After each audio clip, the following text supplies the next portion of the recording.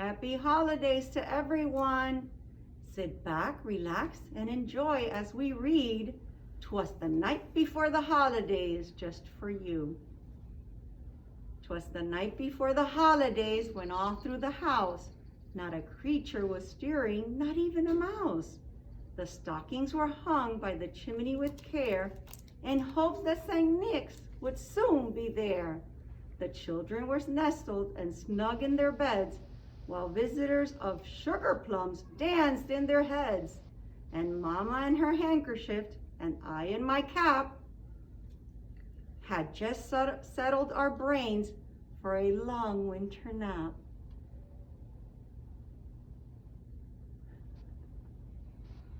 When out on the lawn there arose such a clatter, I sprang from my bed to see what was the matter. Away to the window I flew like a flash, tore open the shutters and threw up the sash. The moon on the breast of the new fallen snow gave the luster of midday to objects below, when what to my wondering eyes should appear but a miniature sleigh and 8 tiny reindeer.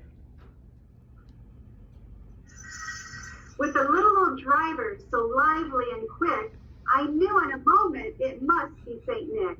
More rapid than eagles his coursers they came, and he whistled and shouted and called them by name. Now Dasher, now Dancer, now Prancer and Vixen, on Comet, on Cupid, on Donner and Blitzen, to the top of the porch, to the top of the wall. Now dash away, dash away, dash away all. As dry leaves before the wild hurricane fly, when they meet with an obstacle, mount to the sky. So up to the housetop the coursers they flew, with the sleigh full of toys and St. Nicholas too. And then in a twinkling, I heard on the roof the prancing and pawing of each little hoof. As I drew in my head and was turning around, down the chimney St. Nicholas came with a bound. He was dressed all in fur, from his head to his toe, and his clothes were all tarnished with ashes and salt. A bundle of toys was flung on his back, and he looked like a peddler just opening his pack. His eyes, how they twinkled, his dimples, how merry. His cheeks were like roses, his nose like a cherry.